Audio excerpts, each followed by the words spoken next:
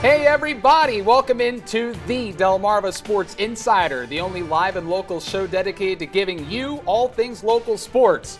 I'm Sports Director Brandon Bosser. What is up? It is yours truly, sports anchor Devin J. Martin. Welcome into the show. We got a lot to talk about tonight. Yeah, a lot of basketball to talk about tonight. First of all, let's get your 4th of July extended weekend started with some big-time fireworks that happened up in Delaware. We're starting to really see who some of the best teams are in the Henlopen Conference coming up all this those winter. fireworks, all on the basketball court. I mean, obviously, we were up there in Delaware for the Summer League. We got a jam-packed show full of highlights. Yeah, first in Delaware, I don't know who should be crowned as the favorites of the Henlopen Conference right now, Devin. Yeah, me either, Brandon. I mean, the Summer League is a great way to kind of, preview what's going to come in the fall and the winter. Maybe we'll get an answer by the end of the Summer League. But, let's start with Sussex Central and Lake Forest. Central, maybe we'll take a leap forward this season. We'll be talking a lot about them in just a couple of minutes. We absolutely will. And the game that they played against Lake Forest the other day definitely suggests that they're definitely improving upon last season's record. Now, Lake Forest starting things off for us.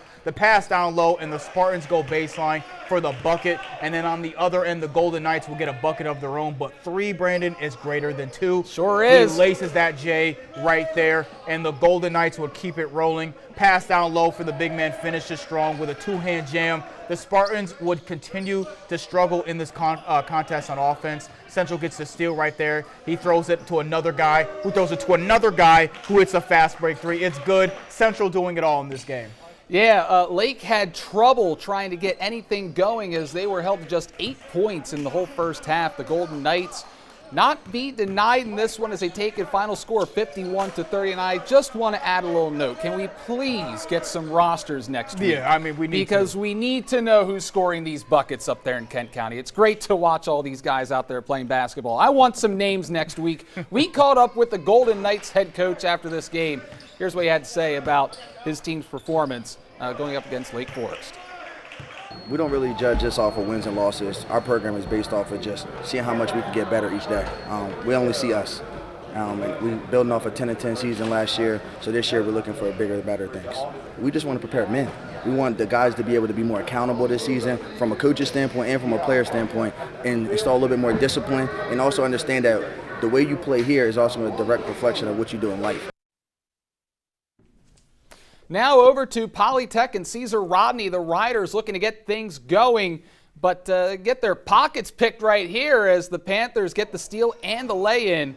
Polytech with the rock once again. This time they dish it ahead to their big man. Gets the bucket and one. Yeah, the old-fashioned way, Brandon. But the Riders would get back in it. A steal of their own. No-look pass ahead. Fast break bucket. Up and good. Second half action. CR still with it. Another no-look pass down low. Easy bucket there for the Riders. Polytech needs the answer. Pass deflected. Going out of bounds, the pass up ahead, and they're going to get the nice lay-in to fall, kiss off the glass. Beautiful execution from Polytech. Yeah, time winding down though, Brandon. The clutch shot right there is a teardrop shot that falls. That puts the Riders out in front by 1. But this game would go into double OT, and they would have to get at the line and make both the free throws to take this game over, and that's exactly what they did. Poly nails both free throws in the clutch, and they walk away the winner of a game that was very close.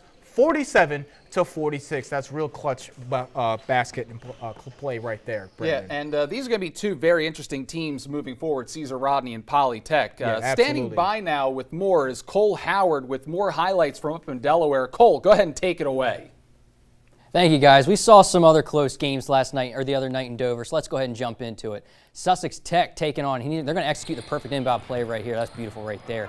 Getting the easy deuce, getting things going early as both sides would keep this thing neck and neck. Seaford looking to answer back, fakes a shot, drives to the rack for the easy deuce right here. That's nice. Half-court offense working well on but how about in transition? Tech often running smooth. Outlets path for the emphatic dunk right here. There we go. Yes, sir. And they continue to answer back. But what's better than 2? About an offensive rebound leading to a wide open 3. Top of the key. Beautiful. Tech continues to fight back in the end, but Seaford continued to be the one to answer the call. Walking away with a final score of 41-36. Now keeping things at the Kent County Rec Center, Smyrna battling against First State Military Academy. Smyrna Eagles starting things hot, hitting the wide open 3 right here, taking an early lead. But First State, though, they're going to answer right back with a corner shot, hand in the face. But this one, it was Smyrna. It was the Smyrna show all game long. First state on the inbound, that gets picked off, taken to the rack, and the beautiful Euro step. You're going to see it right. Whoop! Takes it to the glass right there going in. Smyrna, they would walk away with a 29-point victory over First State. But let's bring the guys back in. Guys, what are your thoughts on this week? I think we mentioned it earlier. I think the Henlopen is going to be pretty wide open this year. Absolutely. Instead of a bunch of teams kind of lifting themselves up, we saw a lot of graduations and a lot of talent leaving from the Henlopen, including Seaford. They lost Brent Ricketts to graduation, and Kareem Bolden now over at Decatur. Laurel lost a lot of graduations as well. Polytech lost 3 amazing seniors. Those were the 3 big dogs in the Henlopen Conference this year. So I just want to mention that I think Sussex Central is the team to watch out for. I know you're going to talk about that a little bit, Cole. But Devin, what do you think? I mean, I agree with you on the Central point right there. Obviously 10-10 last season. They're definitely looking to take a step up. But as you mentioned, all those different teams, Laurel, Seaford, maybe they're not going to be as good this year just because of the talent that's out the door. But Polytech is a team I want to get a little bit more interested in right there, because Darrell Little, he was a junior last year. It's going to be up to him to kind of carry the load for the Panthers offensively, because Xavier Brewington was really good and Kyle Gamber was really good for the Panthers last year. And now it's going to be up to him to kind of carry the load and be the 3-headed monster that they were last year, but just one head on the swivel for the monster. He was a tremendous player for Polytech and underrated a little bit because of Kyle Gamber and Xavier Brewington up there in Polytech. Cole, what do you think? Central, they're the team I'm looking out for. I think they're going to be better than last year's 10-10 record. They're fast-paced, but the one thing that really stands out in both weeks I've seen them is their three-point shooting. They are electric from beyond the arc. They're automatic, plus their rebounding game.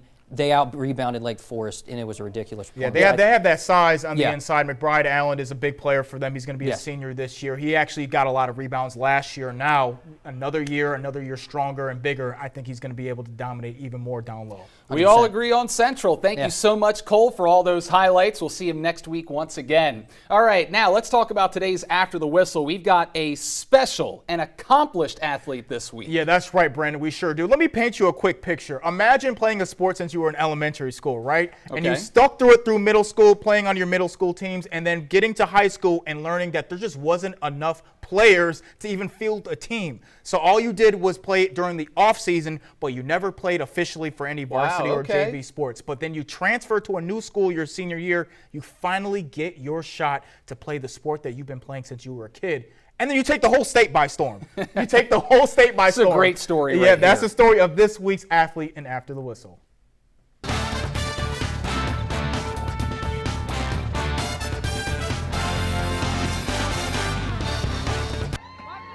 Meet 2023 DIAA and Gatorade Softball Player of the Year, Kaylin Yoder.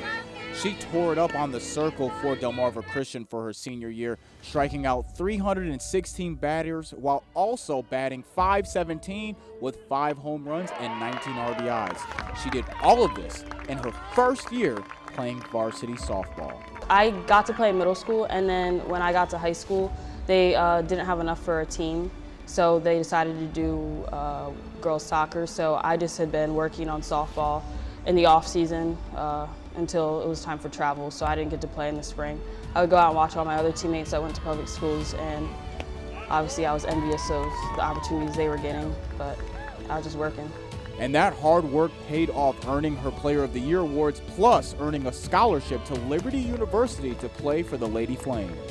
Obviously, that was very humbling for me, especially for this being my first season competing in DIAA sports. So that was I was really in awe of that honor. So I have really high expectations for myself. I've always had high expectations, but especially moving into college, knowing that they have a good pitching staff, and I would like to contribute a good amount to that. So I just have really high expectations for how I'm going to compete at the next level. She says her softball career wasn't all smooth sailing. At one point, she took a break from playing because she wasn't happy with it anymore. She was too hard on herself and not enjoying the game. But then after a short break, she found balance mentally where she could still hold herself to the high standard that she's used to, but be free from the burdens of high expectations. I feel like I have a lot of people that look to me as a role model, and that's obviously something I don't really take lightly. That's because I always looked to other people that were older than me, that were competing and doing the same things. So I hope that I can be a good role model to the people around me, that you don't have to go to a big school or even be known in the state until whenever. Just work hard and it'll pay off. For 47 ABC Sports, I'm Devin J. Martin.